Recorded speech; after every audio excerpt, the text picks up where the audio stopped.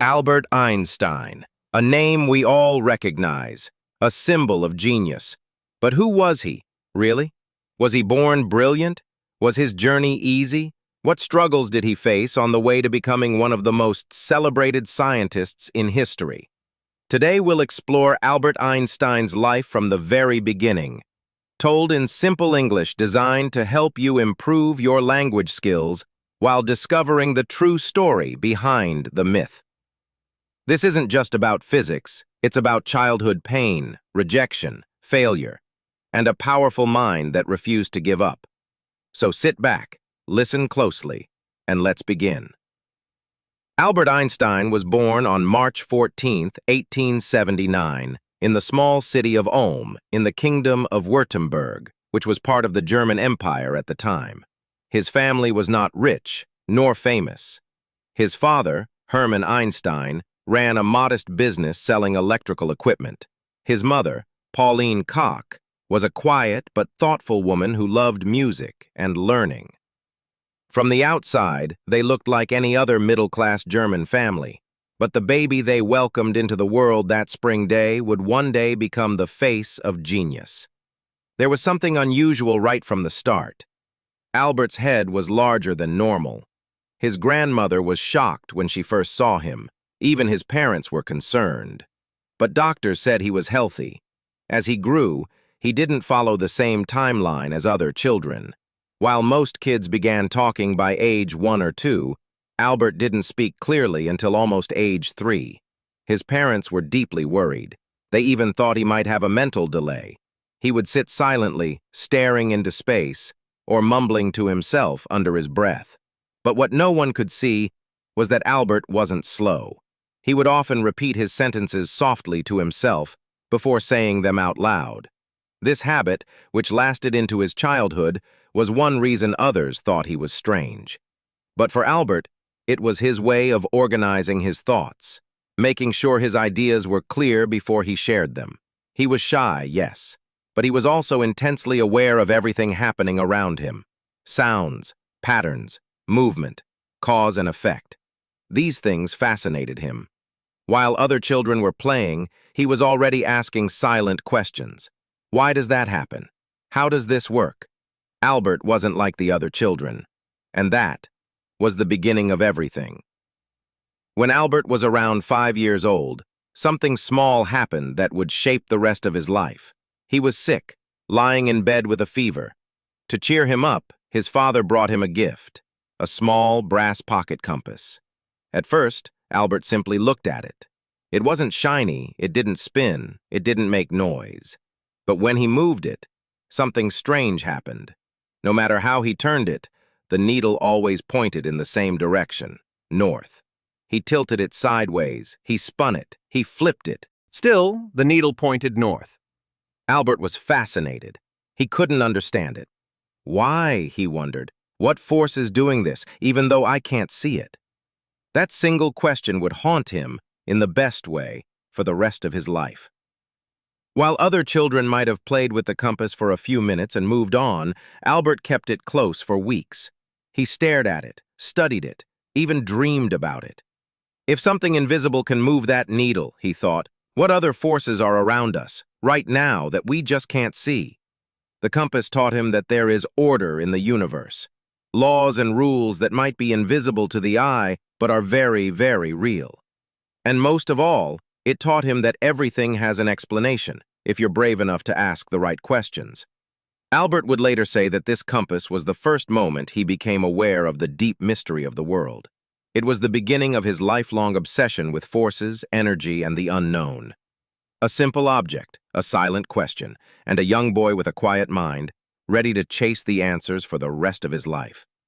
Albert Einstein's school years were not like those of most genius children. He wasn't the top of the class, he wasn't popular, he wasn't praised. In fact, school was one of the few places where he felt most out of place. In 19th century Germany, classrooms were strict, teachers were serious, rules were many, and students were expected to memorize long passages, recite facts, and obey without question. But Albert didn't want to memorize. He wanted to understand. He didn't care what the answer was. He wanted to know why. He often asked questions that the teachers didn't like. Sometimes he corrected them. Sometimes he simply stared out the window, lost in thought. "Albert, pay attention. Stop daydreaming. Why don't you follow instructions like everyone else?" These were phrases he heard often.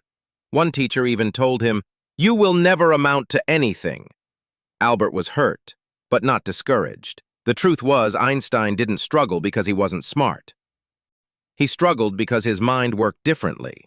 While other students were happy repeating what the teacher said, Albert wanted to explore deeper meanings. He didn't just want to know that a fact was true, he wanted to know why it was true and how it could be proven. At home, things were different. His uncle Jacob, an engineer, noticed that young Albert loved puzzles and patterns. He even turned math into games, saying, "Solving a problem is like finding treasure. Every formula is a clue." Albert loved this way of learning. He also began playing the violin, thanks to his mother's encouragement. At first, he disliked it. It felt too slow, too difficult. But over time, music became something personal. It gave him peace when the outside world felt too loud or too confusing. He would later say, "If I were not a physicist, I would probably be a musician." By the time he was 12, Albert was teaching himself algebra and calculus, subjects most people don't study until college. He read far beyond what was taught in class. He even wrote his own proofs for theorems. But still, some teachers saw him as a troublemaker, a student who didn't fit the system. What they didn't realize was that the system itself wasn't built for minds like his. By the time Albert was a teenager, it was clear he was brilliant, but also deeply uncomfortable with rules. At age 15, things in his life took a sharp and difficult turn. His father's electrical business, once steel, began to fail. The family was under stress, and eventually they decided to leave Germany and move to Italy in search of better opportunities. But Albert stayed behind in Germany to finish school. Alone, frustrated, and uninspired, he felt trapped in a system that didn't value curiosity or independent thinking. His teachers seemed more focused on discipline than on ideas. The classroom felt more like a military camp than a place of learning. He began to rebel, not loudly but deeply. He stopped following rules. He stopped hiding how bored he was. Eventually, he did something unthinkable for a future genius. He dropped out of school, without a diploma, without a backup plan. To many, it looked like he had thrown his future away. But Albert didn't see it that way. He saw the world differently, not as a place of walls, but a place of questions. He traveled to join his family in Milan, Italy, and there, instead of giving up on learning, he started teaching himself even more. He read books on physics, math, and philosophy. He studied scientific papers that most adults couldn't understand. He also began writing, not just notes, but his own ideas about how the universe worked. But not in math or science, in language, literature, and history. Instead of giving up, he enrolled in a nearby school to strengthen those weak areas, and a year later he passed. Albert was officially accepted into the Polytechnic, and yet he knew he still needed a degree. So he applied to the Swiss Federal Polytechnic School in Zurich, one of the most respected universities in Europe. He was only 16 years old. He failed the entrance exam, a dropout, a failure, a rebel, but also a fighter, a learner, and a dreamer. He didn't follow the rules, but maybe that's what made him so unforgettable. Albert graduated but couldn't find a job as a teacher or scientist. His professors didn't support him. He was rejected again and again. So he took a simple job as a clerk at the Swiss Patent Office. It had nothing to do with physics, but it gave him something better, time to think. In his spare moments, Albert scribbled down ideas about time, space, and light. He called the office his thinking laboratory. While others saw a boring desk job, Albert saw an opportunity to unlock the secrets of the universe. It was 1905, and Albert Einstein was 26 years old. Still working full-time at the Swiss Patent Office, still unknown to the world. Still writing quietly at night in the corners of his small apartment in Bern. But something inside him had changed. The quiet thinking, the late-night calculations, the endless questions, they were ready to burst into the world. That year, Albert published not one, not two, but 4 scientific papers, each one so groundbreaking that it could have made a scientist famous on its own. Historians now call this his annus mirabilis, his miracle year. Let's look at what he did. Albert showed that light is made of particles, not just waves. This paper explained how light could knock electrons off a metal surface, a strange effect no one understood at the time. This discovery would later win him the Nobel Prize in Physics in 1921. Einstein explained the random movement of particles in a liquid. It was the first real proof that atoms exist, something many scientists still debated. This was the big one.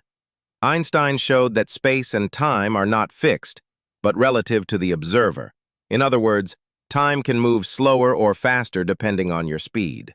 This idea shook the foundations of classical physics. The most famous equation in history.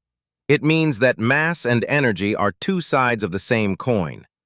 A small amount of mass can be converted into an enormous amount of energy. The science behind nuclear power and later, the atomic bomb.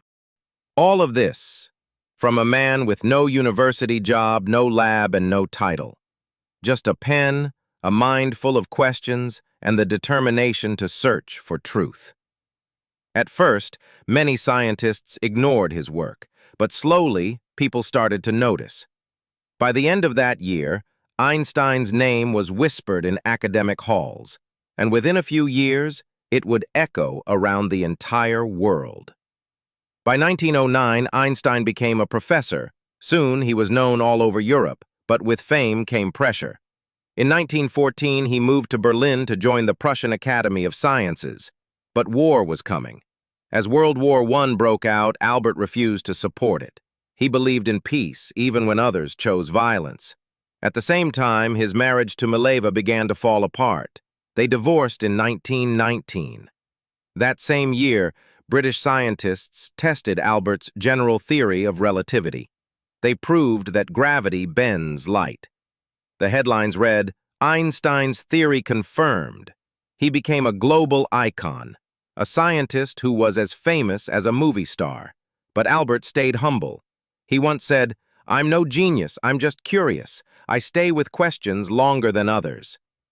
In the 1930s, danger rose again.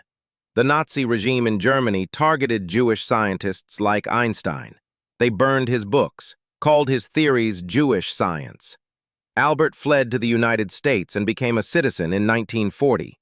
He lived simply in Princeton, New Jersey.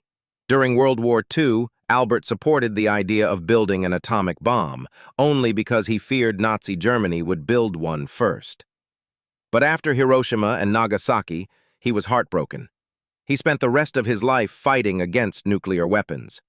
Mankind invented the atomic bomb, he said, but no mouse would ever build a mousetrap. By the late 1940s, Albert Einstein had become more than a scientist.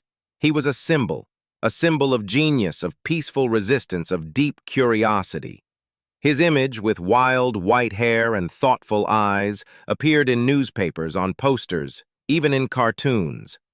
In his final years, he also became a strong voice for peace.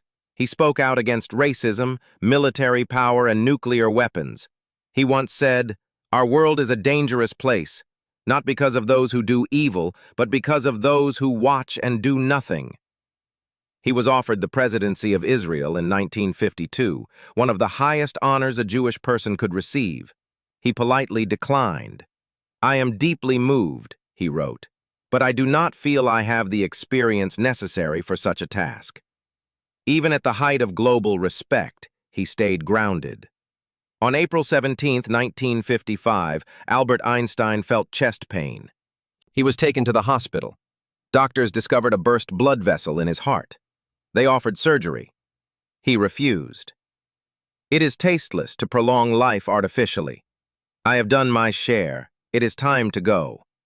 That night, he spoke his final words, in German. But the nurse beside him didn't understand the language. His last thoughts, the words of a mind that changed the world, were never recorded. A final mystery. Albert Einstein died the next morning on April 18, 1955, at the age of 76. He left no wealth, no business empire, no palace, but he left something far greater, a new way of seeing time and space, a reminder that curiosity can change everything, a legacy of courage, humility, and wonder. He once said, "Try not to become a man of success, but rather a man of value," and that's exactly what he became. Even now, decades later, the name Einstein doesn't just mean smart. It means imagination. It means kindness. It means never giving up on asking the next question. Albert Einstein's life wasn't easy. He was misunderstood, rejected, and ignored. But he stayed curious, he stayed kind, and he never gave up on truth. His story teaches us: 1. Rejection is not the end. It's a beginning. 2. Passion is stronger than comfort. 3. You don't need to follow the rules to change the world. If this story inspired you, made you curious, or helped you grow, don't keep it to yourself. Share this story to your friends and follows. Comment what you learned. And if you want to keep learning English through powerful real-life journeys, subscribe now and hit the bell icon.